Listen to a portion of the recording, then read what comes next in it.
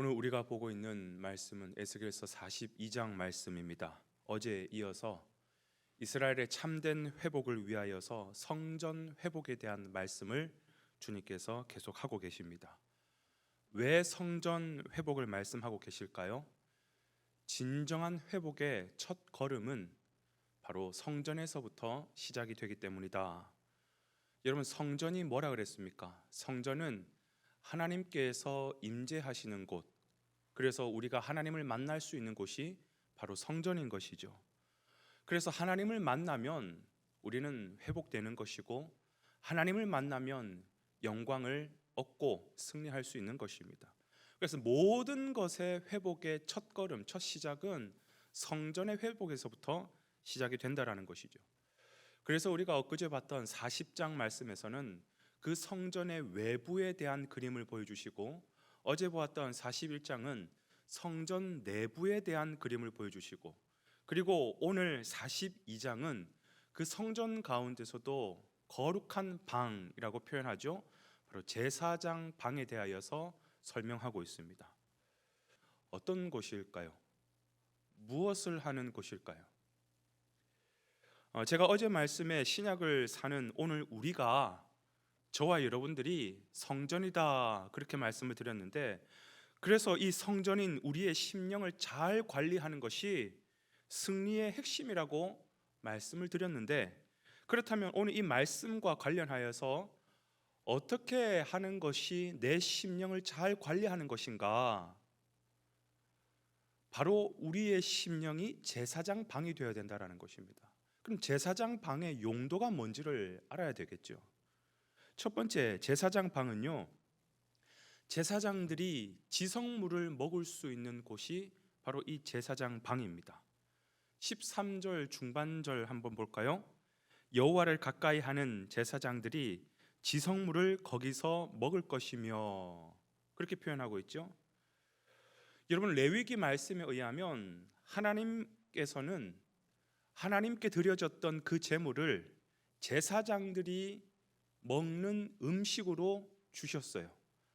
그런데 그 제물들을 아무 곳에서나 먹느냐? 아니에요. 반드시 정해진 곳에서만 먹어야 되는데, 그곳이 어디냐? 거룩한 곳, 바로 제사장의 방이라는 곳입니다.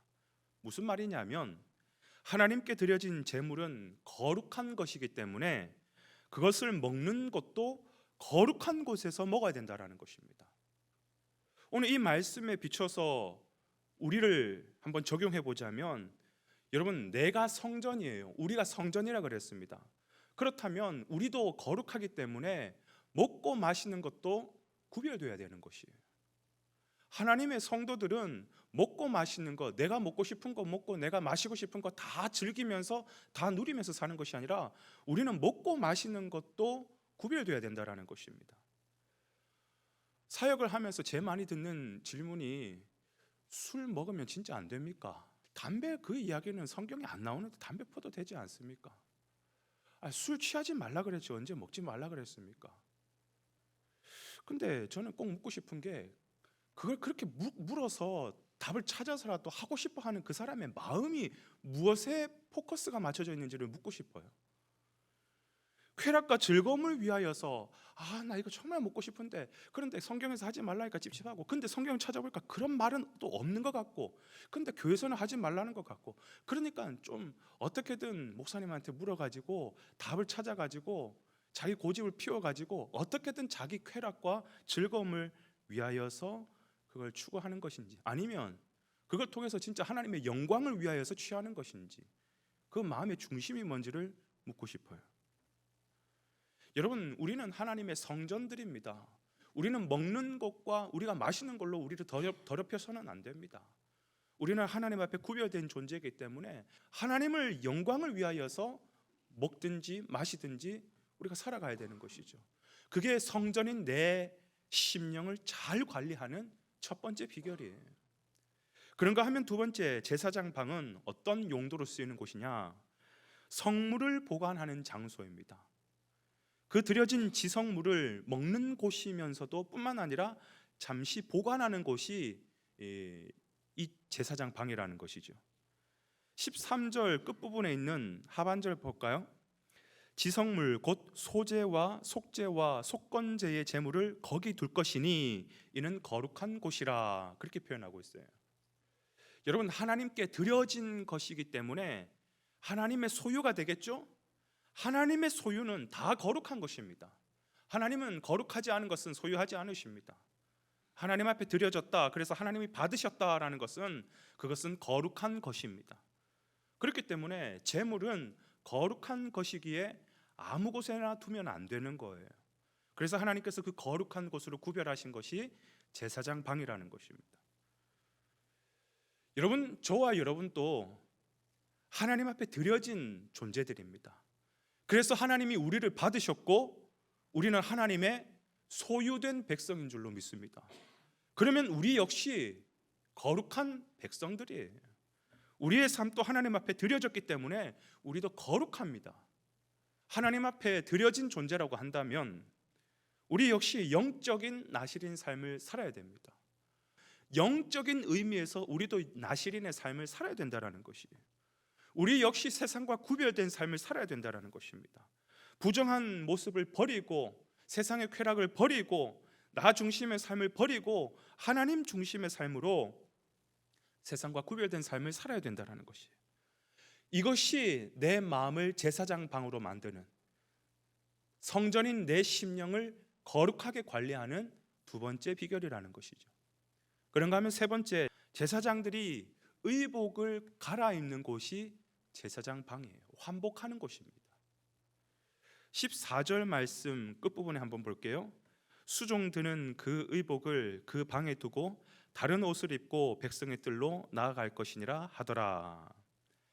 제사장들은 평소 일반적인 상황에서는 평상복을 입고 다니겠죠, 그죠? 그러면서 뭐 거닐고 다니고 하다가 때로는 때도 묻고 부정한 것을 만져서 더럽혀지기도 하고, 그런데 그 평상복을 입고 그대로 제사를 드릴 때 하나님 앞에 나아가느냐? 안 됩니다. 절대로 그러면 안 됩니다. 하나님은 거룩한 분이시기 때문에 우리의 의복도 환복을 해야 되는 것이에요. 그래서 제사장들은 반드시 입어야 될 옷이 있는데 뭐냐? 흰 세마포로 되어진 에봇이라고 하는 제사장 의복을 갖춰 입어야 돼요. 그걸 바꿔 입는 장소가 제사장 방이라는 것입니다. 왜 바꿔 입어야 됩니까? 세상에 더럽고 때 묻은 모습으로 주님 앞에 나아갈 수 없기 때문에. 그래서 정결한 세마포로 갈아입어야 되기 때문에. 여러분, 오늘 이 말씀에 비춰서 우리를 적용해 보자면 우리도 마찬가지예요. 세상에 찌들리고 죄에 눌려있는 모습이 아니라 그런 모습으로는 하나님 앞에 나아가지 못합니다. 우리도 정결한 세마포를 입어야 됩니다. 우리도 거룩한 에봇을 입어야 됩니다. 갈아입고 주님 앞에 나아가야 됩니다.